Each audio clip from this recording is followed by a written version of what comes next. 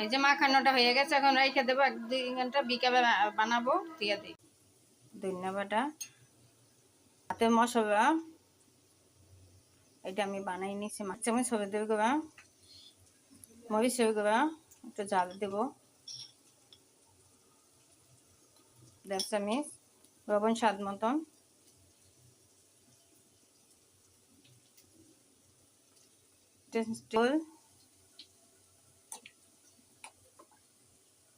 Soya sauce একটা ভর্তি, soya sauce দিতে আসি একটু, এটা দিই আমি চিলি ফ্লেক্স দিয়ে দিতে আসি ভাজা, জাল ঘেরান, টমেটো সস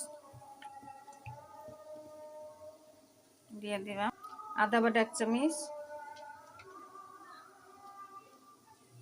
রসুন বাটা,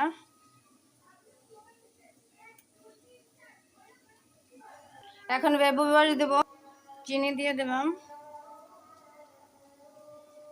লেবু দিয়ে দিলাম, এই যে 1 পিস একবারে খাবো তখন।